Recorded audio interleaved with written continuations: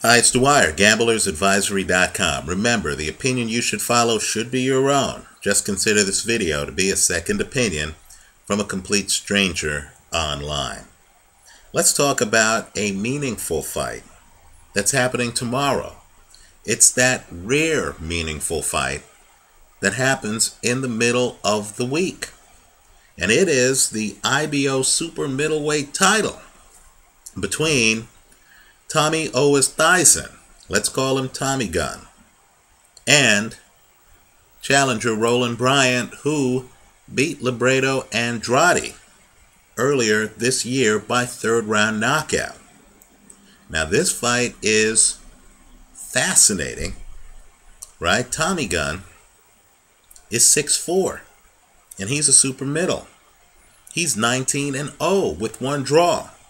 Many people feel that he's the future at super middle, and we're talking about a division loaded with names like Ward, Froch, Boutte, Durrell, right? Super middle and light heavy.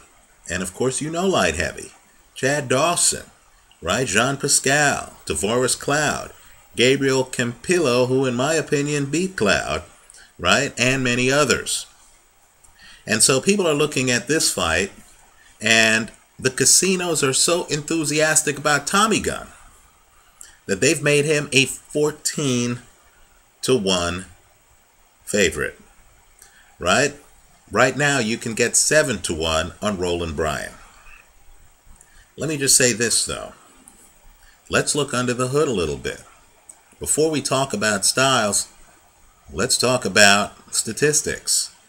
Now, people who read my book, let me shamelessly plug it. It's an old book. It's a 2009 book, How to Bet on Boxing. Know that, for me, there are red flags all over the place. When an older fighter suddenly decides to fight out of weight class, suddenly decides to lose weight, to fight at a lower weight class, right? Fighters do this all the time. They seem to feel that the smaller men are somehow lesser men, and that, oh, if they could just drop a weight class, they can pick up a belt, right? Well, let me just say this. Rowland Bryant fought Libredo Andrade at 173.5 pounds. They fought at light heavyweight. That was the only fight that Rowland Bryant had last year, right? Had earlier this year. Now, Bryant, who is 32 years old, who is at least 7 years older than Tommy Gun, is actually going to lose weight to fight IBO champ Tommy Gun at 168 pounds. That should be a red flag. Well, let's raise that red level even higher, right? I'm looking through Bryant's record. I see his Andrade fight went 3 rounds. I see the fight before that where he fought an 0-13 opponent went 1 round. The fight before that went 6 rounds. The fight before that went 6 rounds. The fight before that went 1 round. Add it all up, and what does it mean? It means that tomorrow's 12-round fight, right? 12-round fight will be a fight in which Rowland Bryant is entering, having never gone more than 6 rounds against world-class competition. And of course, he's fighting a guy who is 19-0-1 with 13 knockouts, right? What it means to me, especially when I'm looking at the film of the 3rd round of Bryant against Andrade, and Bryant is swinging for the fences and he looks gassed. In my opinion, this is a round in which he gets the stoppage. What it means to me is that I don't see this fight going the distance. I just don't. The bet I would make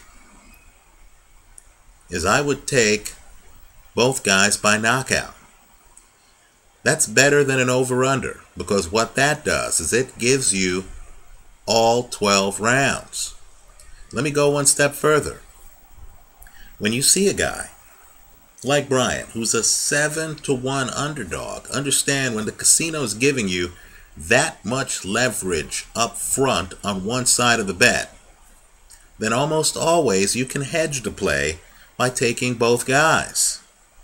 Because if they're going to give me 7-1 on one side of the bet, then I can bet less money on that option, put more money on the other option, right? And make a profit if either happens.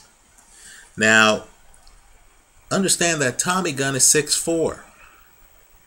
He's an aggressive 6'4". He actually comes and finds you in the ring, right? He's not one of those 6'4" guys who, is just trying to hide behind a jab and is just trying to outpoint you from distance. Now, this is one of those tall men who's literally trying to wipe you out, right? When he starts the fight, he's literally trying to get close enough to you so he can unload an offensive arsenal, knowing that he has the length advantage, right? He's 6'4". He likes to throw punches down on you. He's going to find you. In a fight like that against an aggressive fighter, a guy with bad stamina, especially when that guy is 7 years older, is going to have an awfully hard time going the distance. Right? Now, let me make the case for Bryant being a live underdog. I know it doesn't make sense. We're talking about a guy who didn't fight at all in 2010. Has only had 2 fights since then. By the way, if you think 2010 was an aberration, understand Bryant didn't fight at all in 2008. He didn't fight at all in 2007. Right? He fought once in 2011. He fought once in 2009. Right? He's fought once so far in 2012. You're talking about an inactive 32-year-old. But here's the catch. He's fighting an offensive tall guy who isn't that great defensively. Right? Tommy Gunn occasionally drops his hands. Tommy Gunn occasionally, after doling out punishment, backs away with his hands low. Right? He gets away with it because he's a tall 6'4" guy, which is an aberration in the super middleweight division.